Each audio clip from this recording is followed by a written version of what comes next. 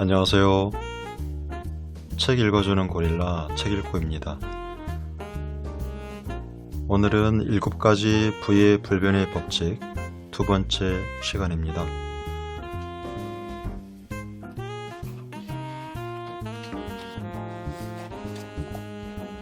여러분들 로또 복권 많이들 구입하시죠? 오늘은 이 작가 데이브 램지가 우리가 열심히 구매하는 이 복권에 대해서 또 우리에게 또 좋은 조언을 해줍니다. 어떤 것인지 한번 들어보시죠. 복권은 가난한 사람들에게 걷는 세금이다. 앞장에서 나는 진정한 돈의 주인이 되기 위해서는 빚에 대한 잘못된 상식을 타파해야 한다고 했다. 빚에 대한 잘못된 상식만큼이나 위험한 것이 바로 부에 대한 허상이다. 이 허상에 사로잡히면 우리는 쉽게 위험을 부정하고 쉽게 부자가 되는 편법만을 찾게 되기 때문이다. 잘못된 상식. 모아둔 돈이 없어도 노후는 괜찮을 것이다. 부의 진실. 당신을 구해줄 백마탄 기사는 없다. 당신이 곤경에 처했을 때 달려와서 구해줄 백마탄 기사는 없다. 밥 한 끼 사 먹을 돈이 없어서 생계형 구걸에 나서고 폐지를 주어 근근히 살고 싶지 않다면 지금 당장 꿈에서 깨길 바란다. 정부가 당신의 노후를 책임져 줄 거란 환상도 진작에 버리길 바란다. 정부는 돈 관리에는 통 재주가 없으며 무능력하기 짝이 없는 기관이다. 어느 나라든 막론하고 정부는 재정 적자에 시달리고 있다. 노후는 당신 스스로 책임져야 하는 일이다. 발등에 불이 떨어진 심정으로 시급하게 준비하라. 당장 미래를 위해 투자해야 한다. 아무것도 하지 않은 채로는 절대로 노후에 괜찮지 않을 것이다. 네, 우리는 아직은 내가 젊으니까, 아직은 내가 일할 수 있는 나이니까, 아직은 내가 직장을 다니고 있으니까 이러한 생각으로 우리 노후가 별 문제가 없을 거라는 그런 막연한 기대 혹은 허상에 빠져 있는 것 같습니다. 이걸 두고 경제학자들이나 이 데이브 램지 같은 백만장자들은 경고를 합니다. 우리가 그때 되면 어떻게 되겠지? 설마 삿입에 거미줄 치겠어? 뭐 이러한 생각들을 하게 되죠. 근데 이렇게 노후 대책 없이 막연하게 생각하는 사람들이 정말 순식간에 그 은퇴할 나이가 되면은 그때 닥쳐서 굉장히 정말 정신적인 충격, 소위 이제 멘붕을 당한다고 합니다. 그래서 정말 무기력감에 빠져 있다가 당장 먹고 살 그러한 돈이 없으니까 리어카에 폐지를 줍는 그러한 신세로 전락하는 이런 경우가 사실은 우리 주변에 일어나고 있습니다. 대기업에 평생 몸담고 은퇴하신 분이 경비원이라든지 또 빌딩, 상가, 수의를 하시는 경우도 봤고요. 물론 그런 직업이 다 나쁘다는 어떤 그런 의미에서 드리라는 말씀은 아닙니다만 굉장히 힘이 들지 않습니까? 그래서 노후가 진짜 남의 일이 아니고 나에게도 곧 짧으면 10년 안에 닥칠 수도 있고요. 근데 중년 정도 된 그런 기성 세대들도 노후에 대해서 대비하는 것들을 의외로 중요하게 생각하지 않는 사람들이 꽤 많더군요.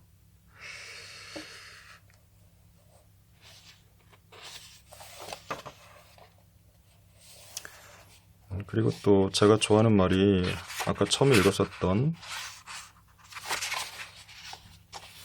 복권은 가난한 사람들에게 걷는 세금이다. 이 말, 이 말을 데이브 램지뿐만 아니고 또 어떤 책에서도 읽었던 기억이 납니다. 복권은 가난한 사람들에게 걷는 합법적인 세금이다. 이 복권을 우리가 사게 되면은 그 세금이 거기에 포함되어 있지 않습니까? 네. 사람들이 세금을 나라에 내는 거에 대해서는 좀 저항력을 갖고 있죠. 반발도 하고, 되게 아까워하는데, 이 복권은 그렇게 아까워하면서 사는 사람들은 내가 못 본 것 같습니다. 정부가 가장 영리하게 가난한 사람들이나 서민들에게 합법적으로, 자발적으로 쉽게 걷어들일 수 있는 것이 바로 이 복권이라 합니다.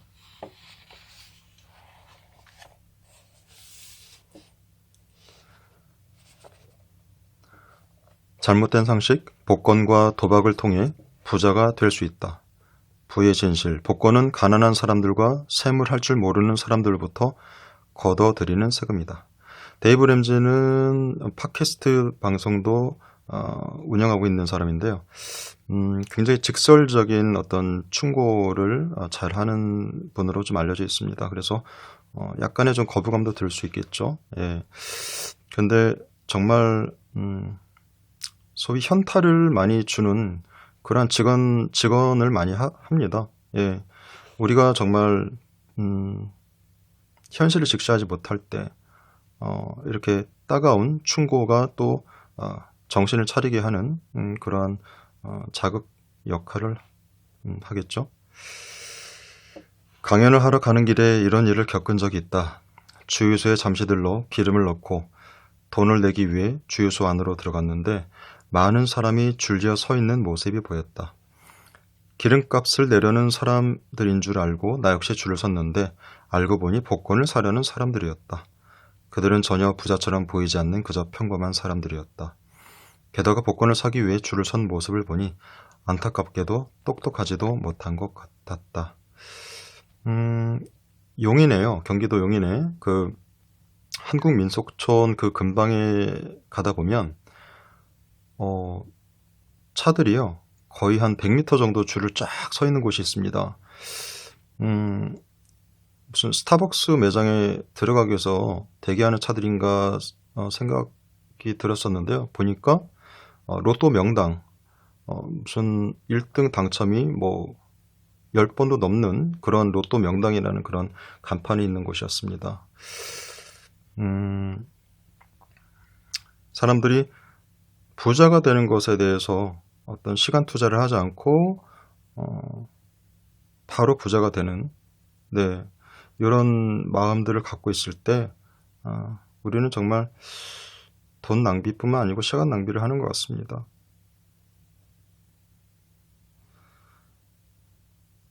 나라의 경제가 굉장히 어렵고 실업률이 높아갈수록 복권 판매율은 더 오히려 아이러니하게 복권은 더 많이 팔린다고 하니까 참 아이러니하지 않을 수가 없습니다.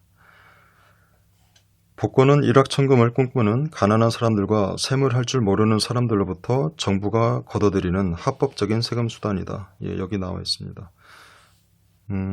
일확천금을 꿈꾸는 사람들이 많죠. 저도 사실은 일확천금 싫어하지는 않습니다. 그게 이루어질 가능성이 없어서가 문제죠. 많은 사람들이 일확천금을 꿈꿉니다. 예, 정말 로또처럼 자다가 일어나 보니 부자가 되어 있는 그런 꿈을 상상을 많이들 하는데요. 이것이 바로 정부가 걷어들이는 합법적인 세금 수단이라는 것이죠. 가난한 사람들로부터. 부자들은 로또를 거의 사지 않는다고 합니다. 이렇게 자수성가한 부자들은 로또나 일확천금에 큰 기대를 하지 않는다고 합니다. 네. 만약 복권이 정말로 재산을 늘려주는 확실한 수단이라면 부자들도 너나 할 것 없이 줄을 서서 복권을 구입할 것이다. 수학적으로도 통계학적으로도 복권은 가난한 국민들을 착취하는 도구란 사실이 밝혀졌다. 조사에 따르면 저소득층이 밀집한 지역이 다른 지역에 비해 무려 4배나 더 복권이 많이 팔렸다고 한다. 네, 그런 통계가 있다고 합니다. 그 복권 로또에 당첨될 1등에 당첨될 확률은 거의 벼락 맞을 확률하고 비슷하다는 그런 얘기도 있고요. 어, 제 주변에는 뭐 매주 뭐 10만 원씩 그 이상 로또를 사는 친구들이 있습니다. 한 달이면 뭐 40만 원 이상의 그 로또를 사는데 돈을 쓰는데요. 그렇다고 뭐 1등이 난 적은 없고요. 예. 저도 예전에 로또를 매주마다 뭐 한 10,000원씩 이렇게 샀던 적이 있었습니다. 재미있는 얘기를 드리면, 왜 사람들이 뭐 돼지꿈 같은 거 돼지꿈을 꾸면은 좋은 일이 생길 거 생각해서 로또를 사죠. 저도 그런 꿈을 꾼 적이 많았습니다. 저는요, 역대 대통령들이 다 꿈에 나왔었습니다. 네. 그래서 그때마다 열심히 로또를 샀는데요. 한 번도 된 적이 없었습니다. 네. 그래서 지금은 로또를 사지 않는데요. 사람들이 그렇습니다. 로또를 사면은 그 한 주가 정말 그 기대에 부풀어서 오히려 뭔가 삶의 활력소 역할이 된다. 하지만 로또에 떨어지게 되면 그때 또 실망감도 무시할 수가 없습니다. 네. 어떻게 보면은 희망 고문이라는 말 있죠. 희망 고문에 계속 수레바퀴처럼 갇혀 살면서 괜히 로또에 아까운 돈만 버리고 있는 셈이 아닌가, 그런 생각이 듭니다. 복권을 비롯한 모든 도박은 한 방에 가난한 삶을 탈출할 수 있다는 거짓된 희망을 심어주는 허상일 뿐이다. 반면 이 책에서 제시하는 7가지 부의 법칙은 수많은 부자들을 통해 충분히 검증된 현실적인 희망을 보여준다. 나는 지금껏 2번이나 크게 파산했지만 잘못된 허상을 꿈꿀 정도로 마음까지 가난했던 적은 없다. 도박은 헛된 희망과 현실 부정의 결정체다. 돈에 대한 잘못된 신화에서 탈피하라. 재산이란 열정과 검약과 성실로 모으는 것이지 운에 기대서 얻을 수 있는 게 아니다.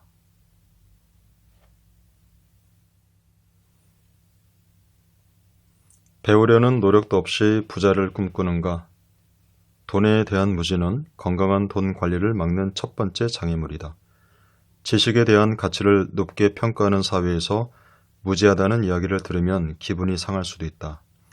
그러나 돈에 대해 무지하다는 말은 당신의 지능이나 교육 수준과는 하등 상관이 없으니 마음 상할 이유가 전혀 없다. 태어날 때부터 운전하는 법을 아는 사람은 없지 않은가? 마찬가지로 처음부터 돈에 대한 지식과 경험을 갖고 태어난 사람은 아무도 없다. 다른 것과 마찬가지로 경험을 통해 지식을 배워야 하고 적절한 돈 관리 방법을 습득해야 하며 교육도 받아야 한다. 그러나 돈 관리 방법은 학교에서 가르쳐주지 않는다는 것이 문제다. 어느 늦은 밤 식당에서 같이 식사를 하던 중 동료 한 명이 우리가 교육하고 있는 7가지 부의 법칙을 대학에서도 가르쳐야 해요 라고 열변을 토한 적이 있다. 우리는 직업을 얻기 위해, 그리고 그 직업으로 돈을 벌기 위해 학교에서 여러 가지 지식을 배운다. 그러나 돈을 벌고 나서 그 돈을 어떻게 쓰고 관리해야 하는지에 대해서는 아무도 가르쳐주지 않는다.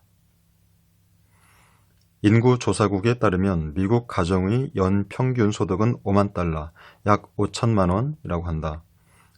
임금 인상을 감안하지 않고 단순하게 평생 동안 매년 5만 달러의 소득을 번다고 계산해봐도 나이 들어 은퇴하기 전까지 일할 수 있는 기간 동안 한 가정이 버는 소득은 200만 달러, 약 20억 원에 달한다.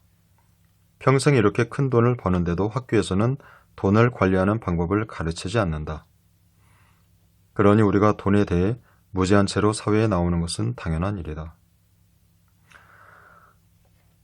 이런 얘기를 이 데이브 램지뿐만 아니고 다른 작가들도 많이들 얘기하고 있습니다. 정부나 학교에서는 학생들에게 암기식 교육 위주로 교육을 하죠. 하지만 이 돈을 어떻게 벌고 어떻게 관리하고 어떻게 불리고 돈을 또 어떻게 사용하는지에 대해서는 학교에서 따로 교육을 하지가 않습니다. 여러분도 학교에서 그런 교육을 받으신 분이 있으신가요? 그 이유는 또 이런 얘기가 있습니다.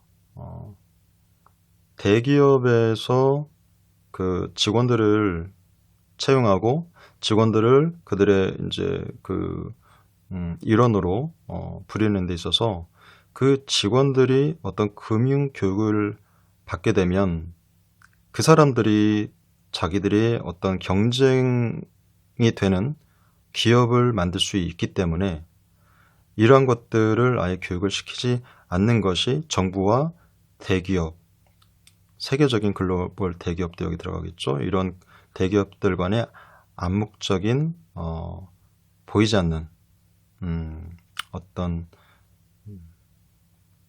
합의가 있다는 그런 얘기도 있습니다. 네. 그렇죠. 네.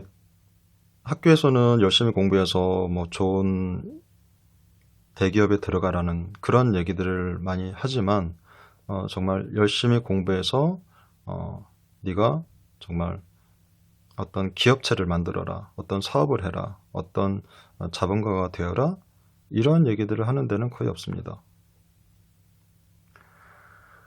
때문에 사회에 나와서 우리는 월급을 받는 그런 이제 직장인이 되긴 하는데 이 돈을 가지고서 어떻게 투자를 해야 되는지, 어떻게 부자가 되는지 이런 것들은 전혀 알지 못한 상태로 사회에 나오기 때문에 정말 보통 사람들은 힘들게 계속 쳇바퀴 도는 어떤 그 대기업의 부속의 하나로 살아갈 수밖에 없는 운명을 갖게 됩니다. 이런 것을 극복하기 위해서는 본인들의 자각이 필요하고요. 끊임없는 개개인의 공부, 지식 이런 것들이 필요하다고 봅니다. 지능이 모자라기 때문에 돈 관리를 못하는 것이 아니다. 이 금융 관리나 부자가 되는 데 있어서는요, IQ가 필요 없습니다. 이 IQ는 단지 시험을 잘 보고 좋은 성적을 얻고 좋은 대학에 가기 위한 또 좋은 대기업에 가기 위한 그 도구이지 정말 부자가 되는 것하고는 전혀 상관이 없습니다. 돈 관리는요, 정말 내 스스로 공부해서 얻은 지식을 통해서 그것을 실천함으로 인해서 실천을 통해서 이루어지는 것이라고 생각합니다. 차를 몰아본 적 없는 사람을 운전석에 앉히면 아무리 똑똑할지라도 주차장을 채 빠져나가기도 전에 어딘가 들이박을 것이다. 운전에 완전히 문외한이라면 깜짝 놀라 엑셀을 더 세게 밟는 바람에 사고가 꼬리를 물고 일어날 게 뻔하다.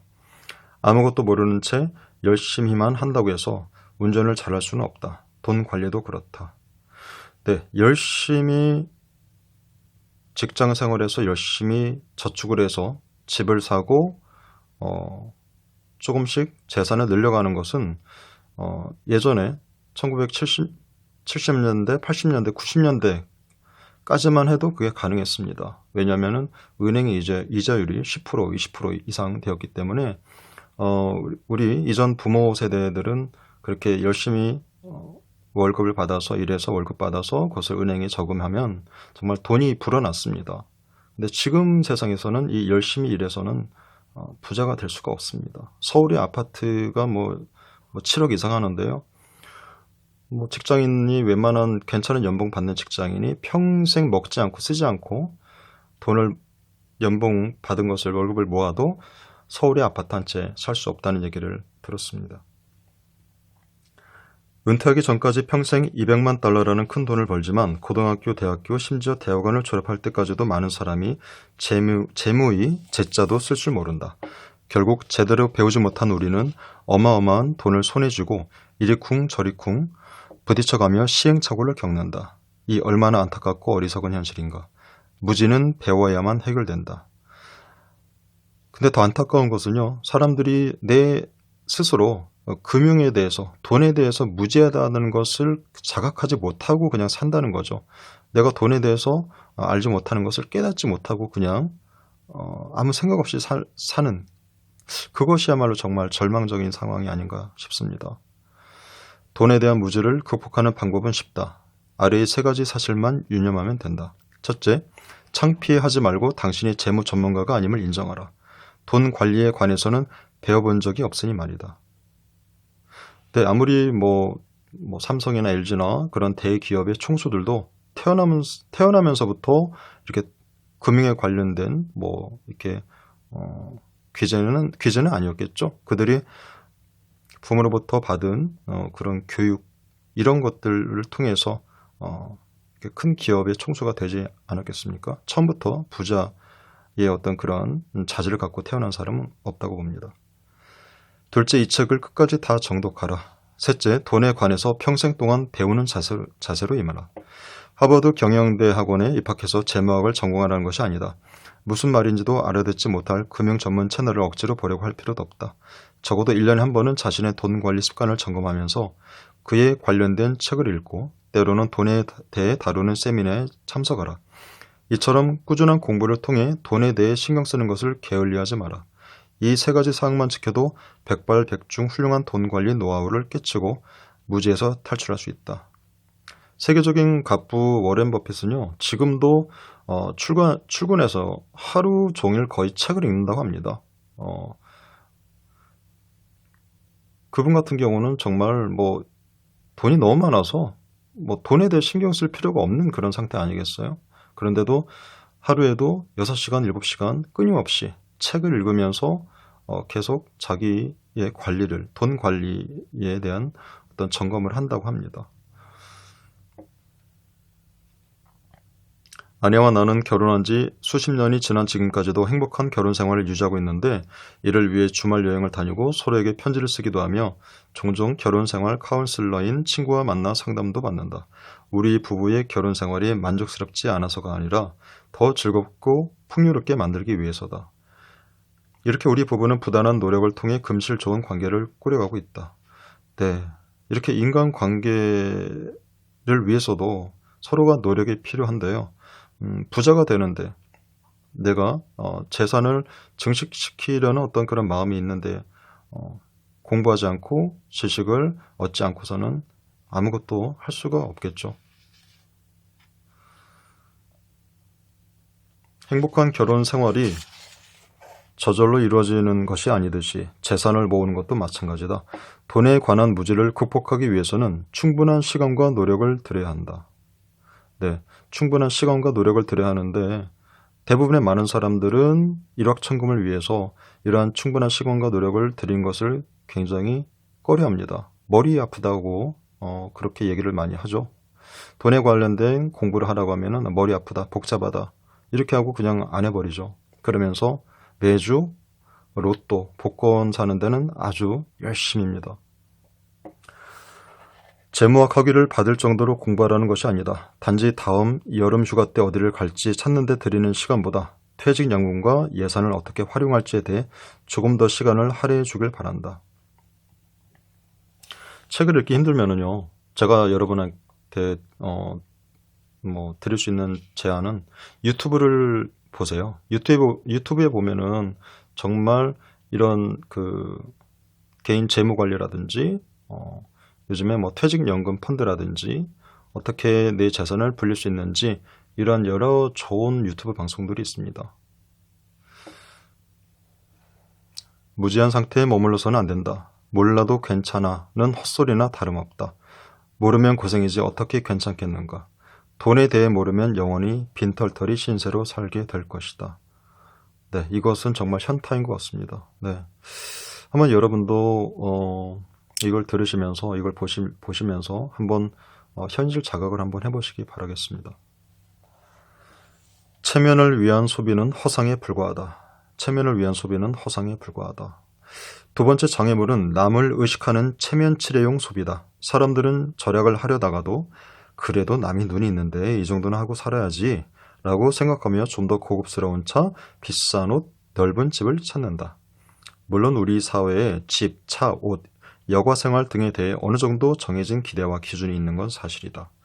사회와 가족의 시선으로부터 완전히 자유로울 수 없는 게 현실이지만 그렇다고 해서 체면치료용 소비에만 집착하다 보면 극단적인 상황으로 치달을 수 있다. 형편이 좋지 않은데 분수에 넘치는 불필요한 지출을 하다가 가정 경제를 망치게 되는 것이다. 토머스 스탠리 교수는 1990년대 백만장자 불변의 법칙이라는 책을 펴냈다. 굉장히 유명한 베스트셀러입니다. 네.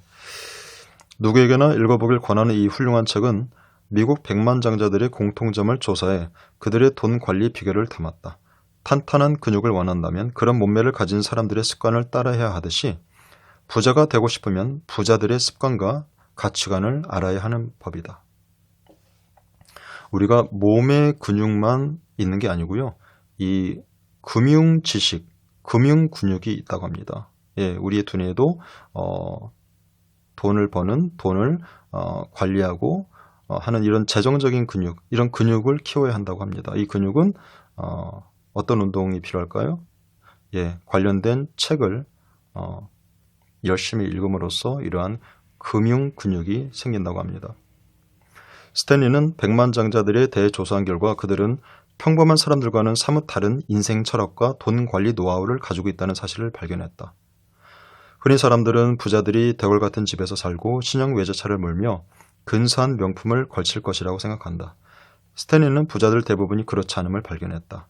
부자들은 중산층이 사는 곳과 별반 다르지 않은 집에서 살았고 2년 이상 된 자동차를 몰았으며 월마트에서 청바지를 사입었다. 요컨대 부자들은 친구나 가족의 시선을 의식하지 않고 인정과 존중의 욕구를 채우기 위한 체면치레용 소비는 하지 않았다.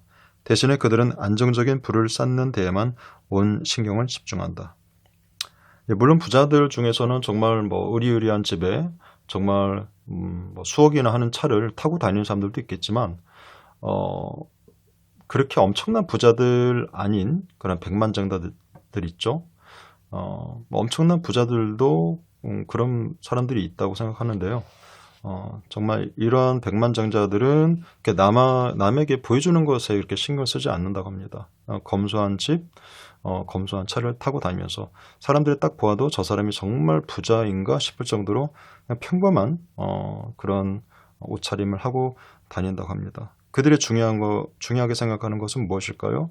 제가 볼 때 그들은 재산 증식, 투자 이러면서 삶의 어떤 질 여기에 포커스를 두는 것 같습니다. 남들이 어떻게 보이는지 인스타그램에 내가 무엇을 올려야지 사람들이 많이 클릭을 해줄지 이런 거에 별로 이렇게 신경을 쓴다고 하지 않습니다.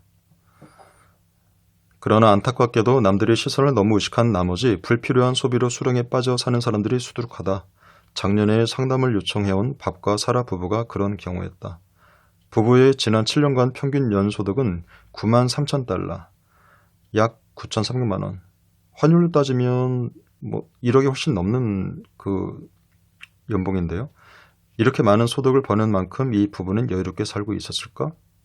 그들에게는 40만 달러짜리 집에 대한 후순위 담보대출을 포함해 총 39만 달러, 약 3억 9천만 원의 대출이 있었다. 그리고 2대의 차량에 대해 3만 달러, 약 3천만 원 이상의 리스비를 계속 내고 있었고 5만 2천 달러, 약 5,200만 원 이상의 신용카드 대출이 있었다. 심지어 10년 전 대학생 시절에 받은 학자금 대출도 돈이 없다는 이유로 아직까지 상환을 미루고 있었다. 그런데도 그들은 호화롭게 철마다 해외여행을 다니고 명품을 사입었다. 그나마 다행인 것은 저축해놓은 비상자금 2,000달러, 약 200만 원이 있다는 것, 그리고 퇴직연금으로 약 1만 8천 달러, 약 1,800만 원을 모아놨다는 것이었다. 이처럼 부채가 순자산을 훌쩍 뛰어넘는 마이너스 인생을 살고 있었지만 겉으로는 아무런 문제가 없어 보였다. 그들의 부모는 밥과 사라 부부를 자랑스러워했고 형제들은 돈 문제에 대해 자주 고민을 털어놓곤 했다. 부부가 의심할 여지 없이 잘 사는 것처럼 보였기 때문이었다. 하지만 아메리칸 드림의 완벽한 모델과 같았던 부부의 실제 현실은 끔찍했다. 빚 독촉에 시달리기 시작하자 뒤늦게 집안에 쌓인 명품을 보며 후회했고 심지어 서로 잘못을 미루기 시작하며 부부 관계도 삐걱거렸다. 완벽해 보이는 겉모습과 달리 이면에는 깊은 절망감과 허무함, 엉켜버린 결혼 생활과 스스로에 대한 분노가 자라나고 있었다.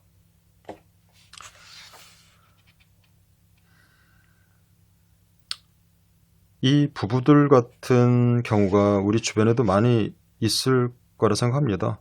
혹시 여러분도 본인이 그런 경우가 아닌가 한번 되짚어 보시는 기회가 됐으면 좋겠고요. 이들 부부가 이렇게 겉으로는 굉장히 백만장자처럼 보이는데 내막에는 정말 썩고 있는 고름처럼 이렇게 위험한 상태에서 살고 있는 그런데도 이것을 중단하지 않고 계속 이렇게 호화로운 삶을 사는 이유가 뭘까요? 제가 볼 때는 본인들이 갖고 있는 이 월급, 연봉에 대한 지나친 믿음 때문이 아닌가 또 생각이 듭니다. 1년에 부부가 합산해서 1억 이상의 이 연봉을 받고 있다는 것 때문에 뭐 그 정도면은 직업도 괜찮은 직업이겠죠. 전문 직업이 가능성도 많고요.